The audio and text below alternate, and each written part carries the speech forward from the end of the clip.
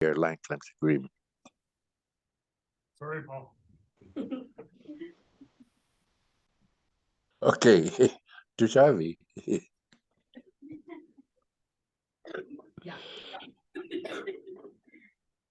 Okay. um, Kanugluan.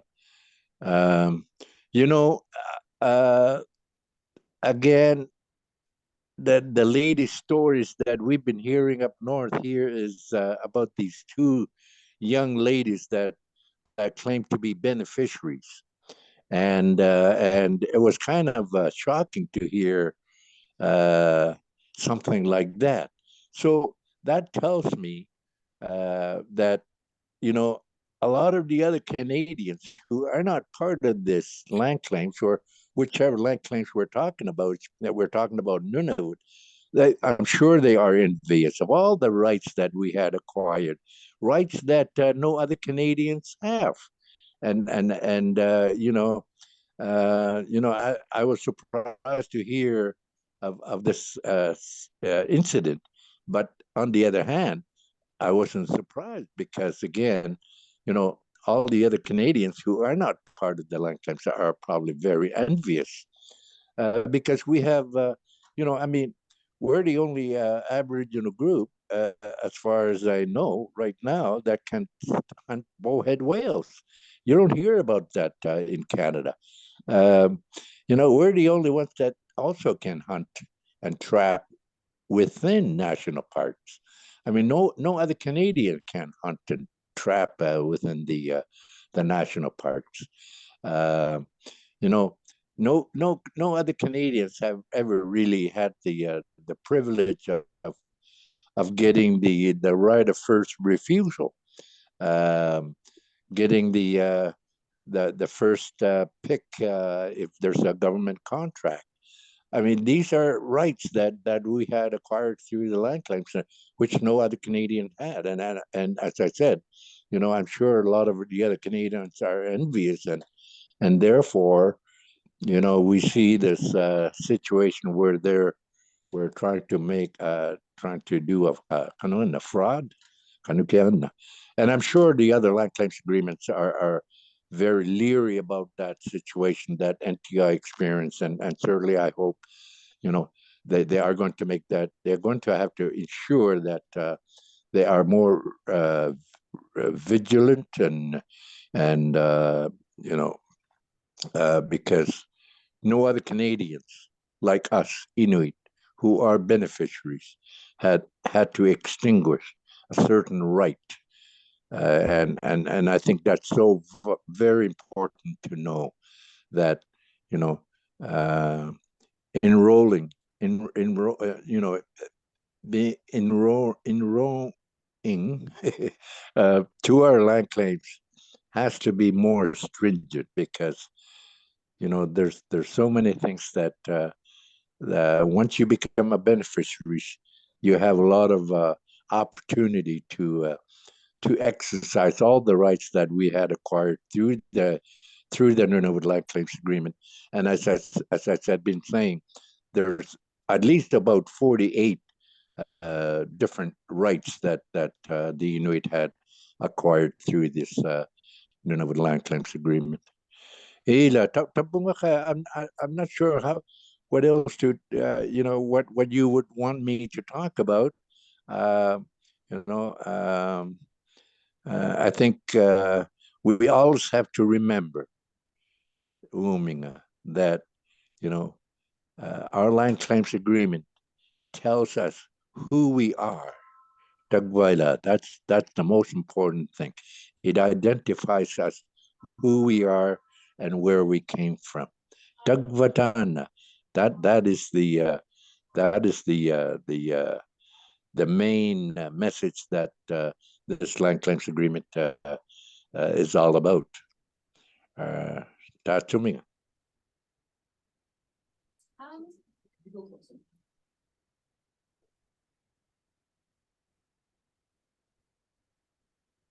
what was the hardest part about negotiating the land claims for you personally? Well, I think it was just the fact knowing that the federal government negotiators didn't really have a clue uh, what we were talking about, what we wanted, and what our needs were. Uh, so we had to explain a lot to the federal government to ensure that they fully understood why we were asking for that and what the needs were of our Inuit. We were constantly thinking in the back of our heads that, you know, Inuit have had suffered, went through various traumas in the 50s and in the 60s and even earlier. Uh, and we thought about those. Those were our main kind of the base. And these are the things that the federal government never went through or never took part in. And I mean, especially, well, the negotiators, they didn't have a clue. And I think trying to explain to them the real hard facts in Nunavut, and just knowing the fact that here we are sitting on the negotiating table on the Inuit side, we are, and we all said, look, guys, we used to tell the feds, look, you guys are going to, once we sign this Nunavut Land Claims Agreement, you're going to sign it and then go away and not even think about it. You know, you're going to go back to your warm places and forget about it, whereby we are going to be living it. So there was that big difference between the Inuit negotiators and the feds.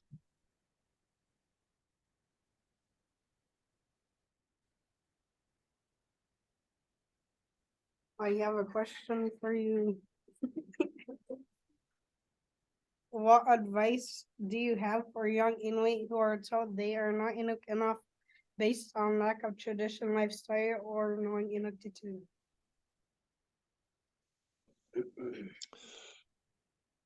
Uh, well, uh, I would say, you know, if we look at the eligibility clause under the Nunavut Land Claims Agreement, I think it pretty well answers you there, whereby uh, in the custom of Inuit, uh, uh, whoever is living amongst the Inuit is considered as an Inuk. You and I know very well that the term Inuk is a new term. In the olden days we didn't call ourselves Inuit, uh, but it's a new word. It's kind of new because you and I know we use the term Inuit for a living person, a human being, Inuyo. But you know when we say Inuit, it doesn't have that kind of what's the word, race. There's no sense of race. There's no sense of the language. It's Inuit, and there's no racial or any of these kind of attached to that word Inuit, and therefore, uh, you know, it doesn't matter whether you can or speak Inuktitut or not, as long as your ancestors were Inuit. Tagwatan. That's the only way I would look at it. I couldn't argue with you if you claim you were an Inuit, but to ensure that you had proof, and I think we have to relook at the situation that just took place with people claiming to be Inuit and yet they are not. And but if you have a proof of your identity from your past, then whether you can or not speak Inuktitut, that is not the issue. The issue is, are you an Inuk or are you not? That's how I would look at it.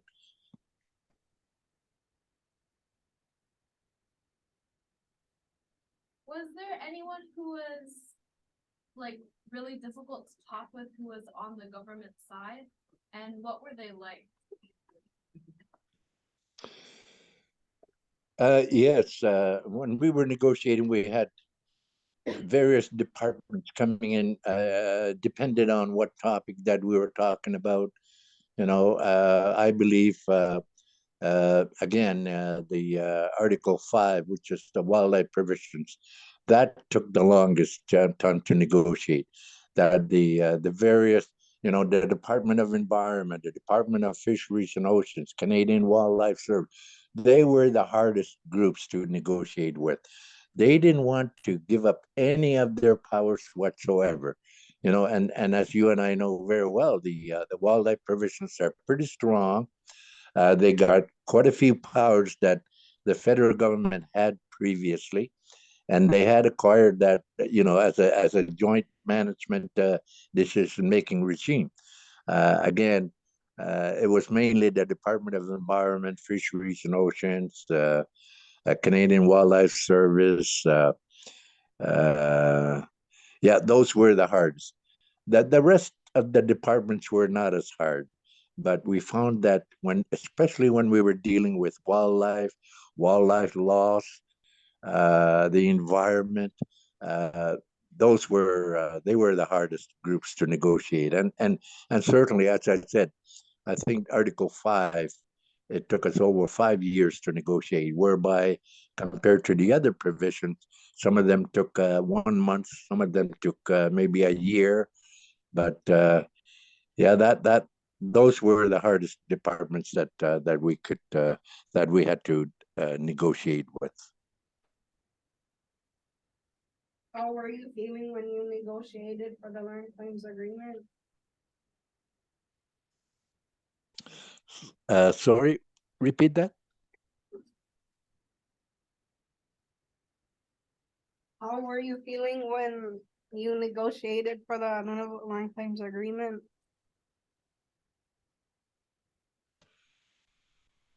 I'm not sure if I got it right, but kind of. Um,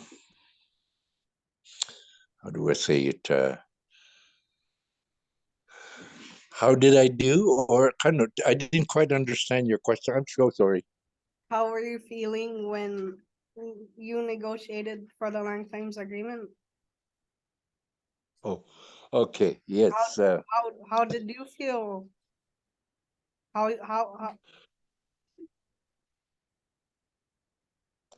Yeah. Well.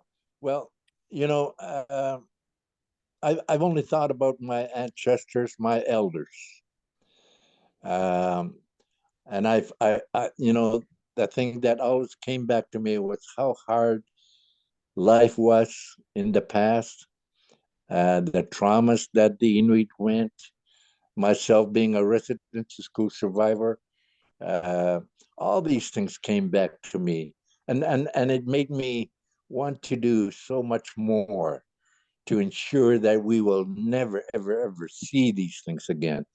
It was very close to my heart because I'm one of the last generations that was born in an igloo, and and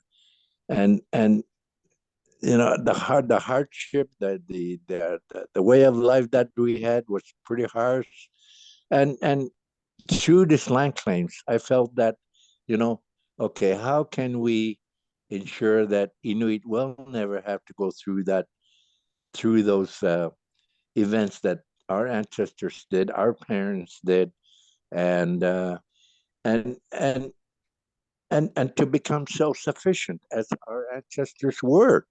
They were self-sufficient before Europeans came. Imanadlari, they had their own laws, and these things did come back to me during the negotiations, and and again, that's what land claims was all about: to become self-sufficient again, as we were, and to be independent. Tagwa. You mentioned that you had to explain a lot about the traumas that have been experienced in the past. And I remember learning about the land claims and explaining that you ended up becoming friends with some of the negotiators on the government side. How did that happen? Yeah. Well, um, during the negotiations, we, we were two different groups, two different entities sitting on the table, and we knew these federal negotiators and whomever came to sit at their table. Uh, kind of didn't really have an understanding uh, of how Inuit think, um, and and we took that advantage. We took a lot of advantage of the fact that the feds didn't really have a clue. A good example would be the selection of lands. We selected parcels of lands, and we knew exactly how the land was, how it looked, what types of animals it had. We knew all these things, and the feds didn't have a clue what it looked like. So we were how do I say? We had more advantage knowing what we were negotiating for. A good example that I always like to give is when the feds wanted to have public access across or through Inuit-owned lands. We made sure that the public access was not accessible. And the feds didn't have a clue that it wasn't accessible, and yet we said, okay, you can go through this for public access, and we gave them the worst parcels of land that we could give them, and they didn't have a clue. So time in Nailoma, that's how it was, and I think that gave us a little bit more leverage on that part. Um, uh, but at the end of the day, I think everything was in legal terms and all that, and by the end of the negotiations, most of us negotiators were talking like lawyers. Uh, it was kind of odd, but uh,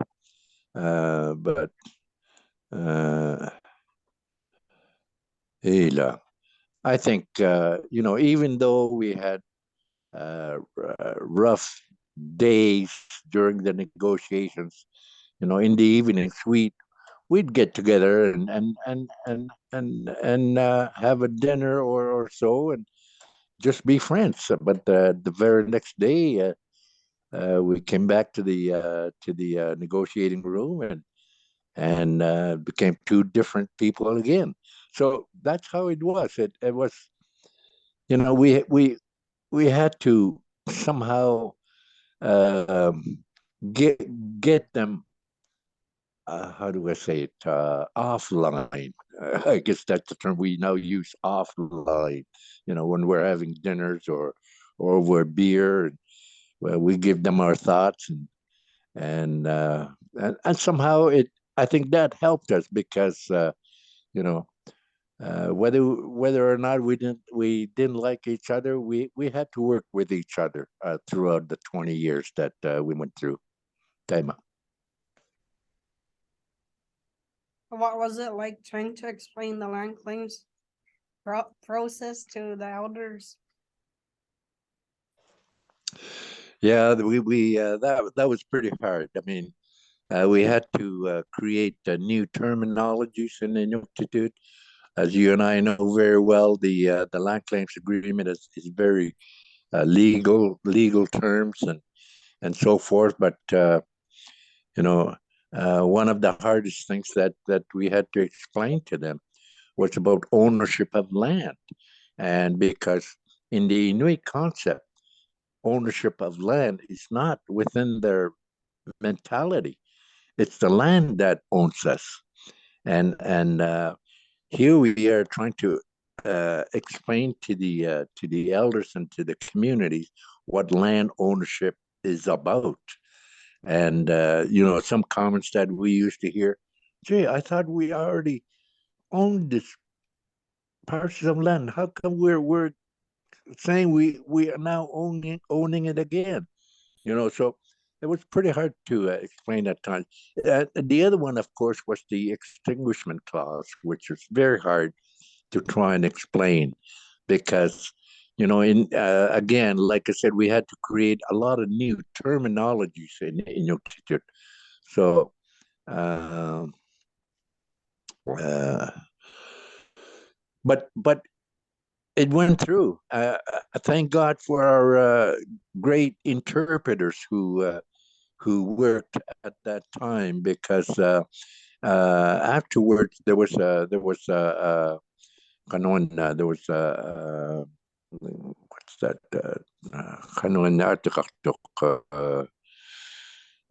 plain language version of the Norwood Land Claims Agreement. I think that really helped in trying to explain to the beneficiaries.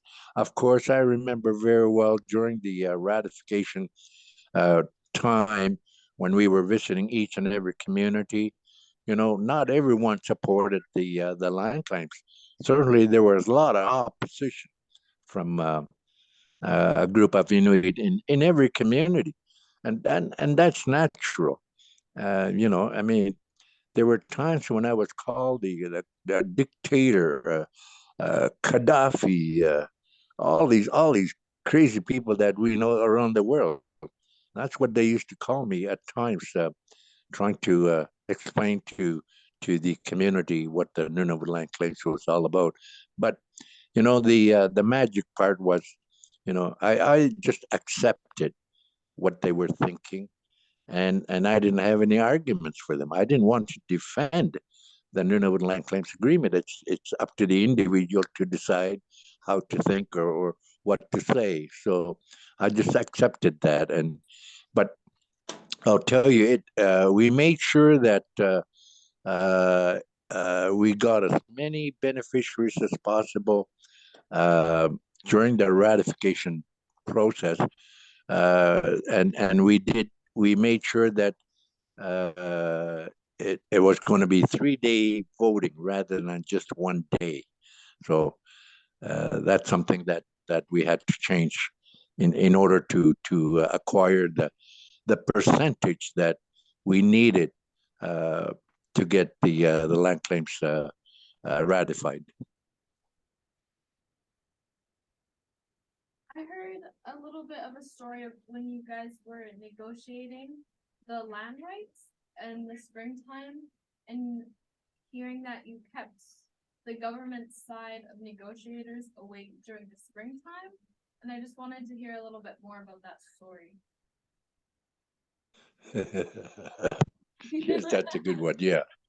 Uh, yeah, I mean, like I said, we had to strategize a lot during the negotiations, and certainly we picked the spring season to uh, to start negotiating the Inuit-owned lands, which meant that we would go to each and every community because it's the communities that knew exactly what they wanted, though why they chose those parcels of land, and we had to go to each and every community, and we chose the springtime because again, everybody's awake and as Inuit, we'd like to stay up all night sometimes during springtime, and we were used to it. I was young then, so I was used to staying up.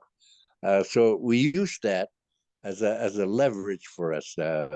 We start negotiating early in the morning in a community, for example, in Pangnakto. I remember very clearly in Pangnakto, we started in the morning and we went all day, and then by the evening, we weren't getting anywhere, and we were having some difficulties. So the elders and the community said, "Okay, let's just keep going until we get them." And so we did. We negotiated at one time in Pangnato for 36 hours straight until we got what we wanted because there was daylight and didn't didn't bother us negotiating all night. So we did at the end of the day we did get what we want. So we'd use all these strategies to get what we wanted. So it worked in most of our communities, and we got what we wanted.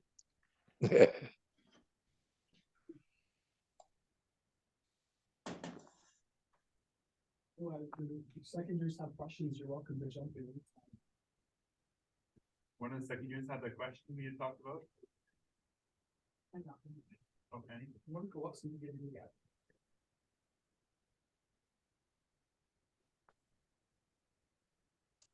Hi, my name's Annie. I'm from second year. I'm not quite sure how to say it in English, so some of it might be in Inuktitut. Inuluta Okay. tunga vivo Inuktituma summa isumalu chalok sima minachi Inuktitu ilagyaglugu nunavo land claims agreement ni. Manako amisui Inuit Inuktitut charon nangima. Sumakia ila sumaki sura summa ila saulok si mga. Um, eh, I'll say this. We wanted to also negotiate social issues such as language, policing, justice, education. Damakwa, negotiating gumalaw sa mayawag. We wanted to include those within our land claims agreement, but the feds were very reluctant, saying that these were government programs. You cannot negotiate government programs. Iman no katiya wala kata. And the only thing that we got out of that was I think it's Article 42 or 40, which is the Nunavut Social Development Council. That was more of a body and of an entity, an Inuit entity that over would oversee government programs such as social programs that we wanted to negotiate. It was more of an advisory role to the government. Therefore, they are required to do an annual report to the Legislative Assembly on social issues. Um, you know, we did talk about very well that the land claims agreement that explicitly says that the English and the French language are the kanunga, the language of this agreement, and it didn't say Inuktitut. But during the negotiations, we wanted to ensure we have something in Inuktitut in this agreement because it's about Inuit. But the only thing that we could acquire, if you look in the definitions under soapstone, um, there's a word in Inuktitut, ukuhikak, which means soapstone in Inuktitut. We were we were lucky enough to put one small little Inuktitut word within the legal version of the Nunavut Land Claims Agreement, which the feds didn't want at all, but we put it in. So that's an indication that Inuktitut language is very important for us, and at least let us put a word in our land claims agreement in Inuktitut. And that's the only word that we could get, ukuhikak, which is soapstone. So that's pretty well I can say. But again, we did rely on the future Nunavut government to ensure that the language, Inuktitut language, would be the working language. That within our educational system, that Inuktitut would be uh, used as a curriculum. These were the visions of what we wanted to see. Because we couldn't negotiate social issues within our land claims agreement, we wanted to ensure that the Nunavut government was going to be the ultimate responsible body to ensure our language was still very strong and used as a working language. Tayo man natwa kasi tabo karon na po.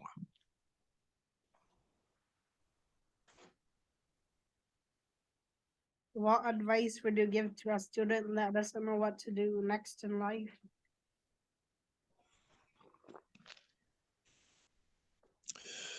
Well, this land claims agreement is a very strong land claims agreement, and certainly I think I always say that if the federal government, the Nunavut government can, and NTI can successfully implement the way the Nunavut land claims agreement says, this would be the most successful land claims group within Canada.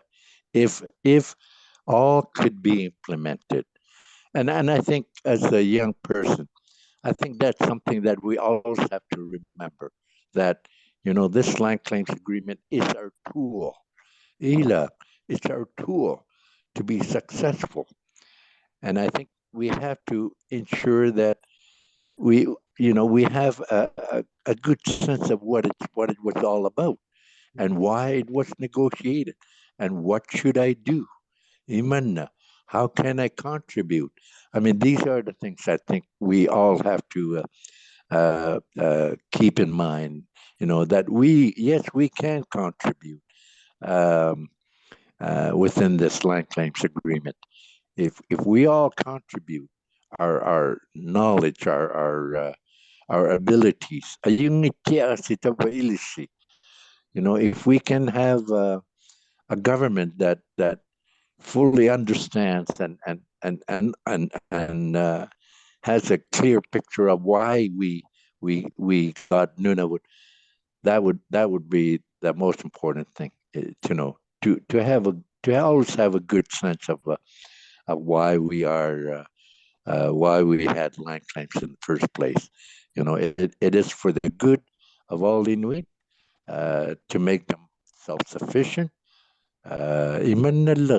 And it is so possible through this land claims if we can implement it the way it is written, and because uh, I think that is going to be the only tool that we have to make sure that uh, Inuit identity will always be there and recognized within Canada. Daimanitwa. Do you remember the moment you wanted to be a part of the land claim negotiations?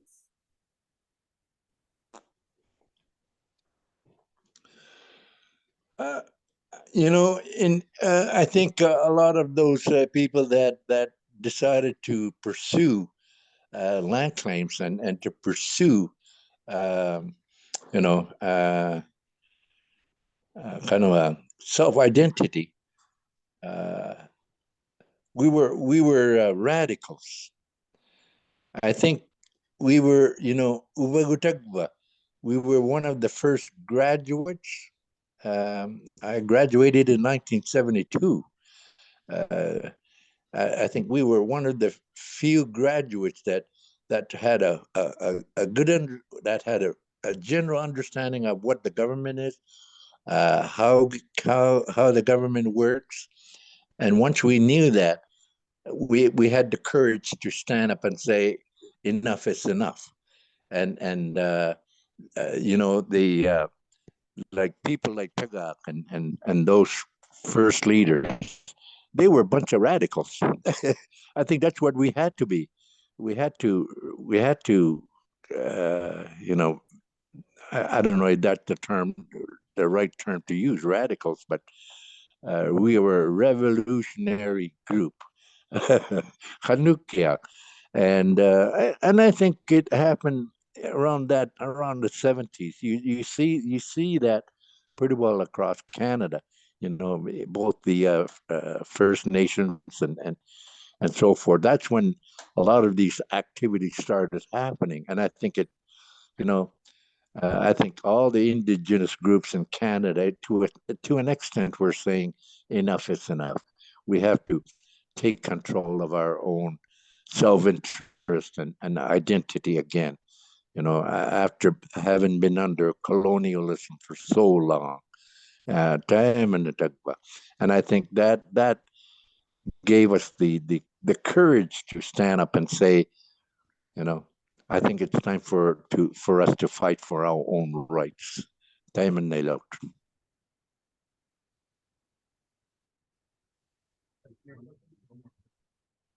Hi, I have a question. Can you hear me? Yes. My name is Inusi and I'm in second year. What was the motivation to have the separate implementation contract alongside the NLCA? And why was it important?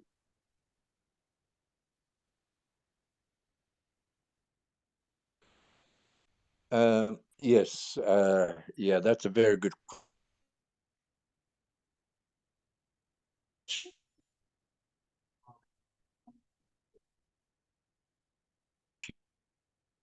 Reason.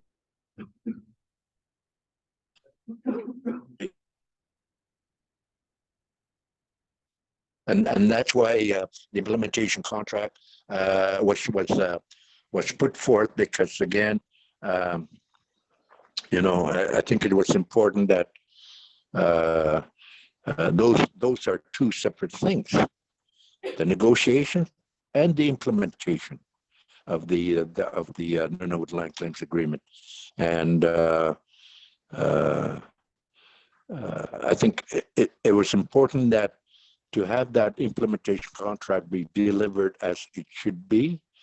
Um, and Kanuki, maybe I didn't quite understand your question. Atilu, can you, if I didn't quite understand you?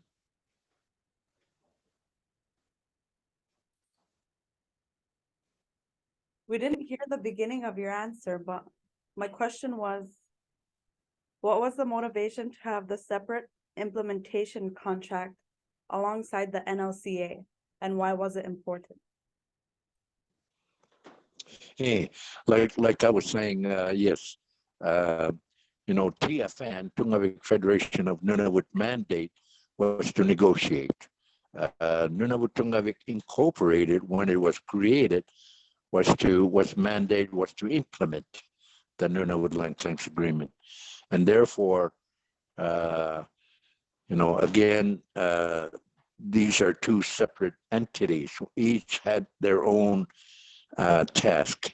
And I think it was important to ensure that the implementation um, of the Nunavut Land Claims Agreement was done uh, uh, vigilantly. And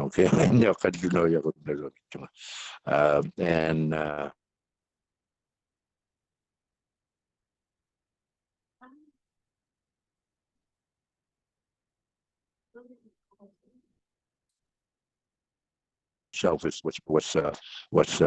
very kind of separate than what it should be. Thank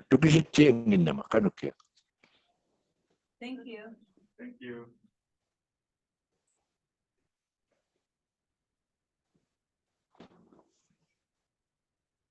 Hi, Paul, can you hear me? Yeah, Tusayagin. Hi, I'm Caillou from first year NS. My question is, what part of the NLCA do you wish that was in the agreement that you wanted in personally?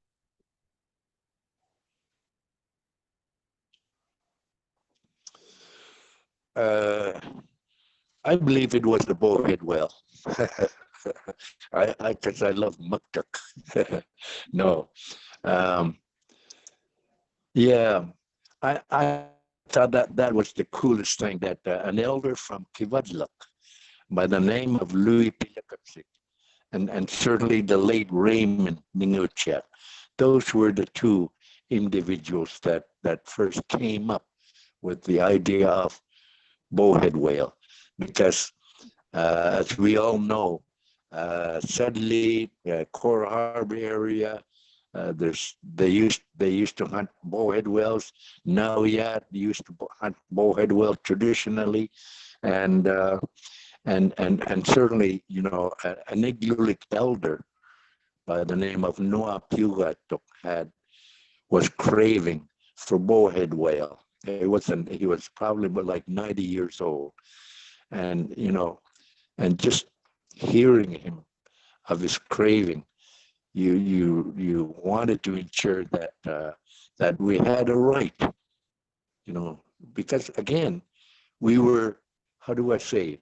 We were regaining all the rights that we had previously. Uh, and and I thought that that was one of the greatest things that we acquired, was the right to hunt bowhead whale. Wow, that you didn't think of any Aboriginal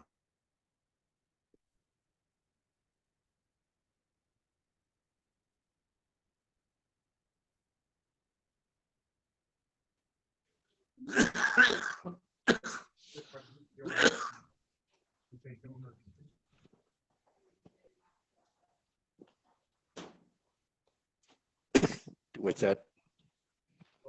I,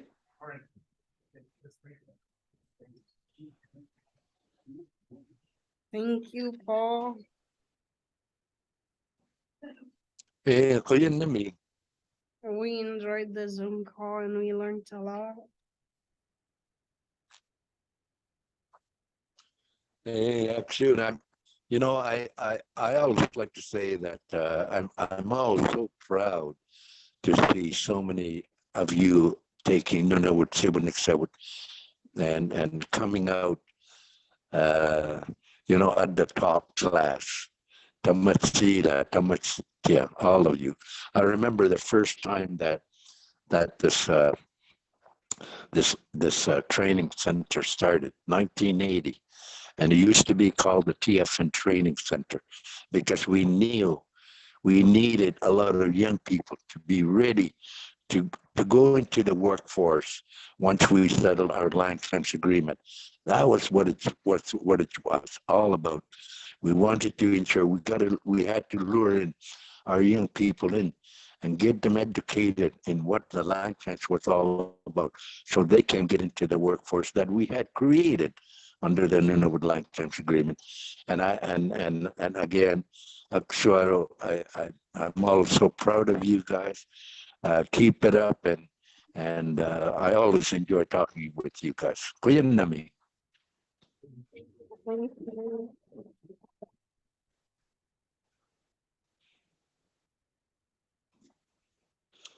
Okay, ma. Thank you. Thank you. Okay. Alright. Kuya Nami. Okay. Okay. Bye-bye. Bye. Bye. Bye. And Kanuna. 14.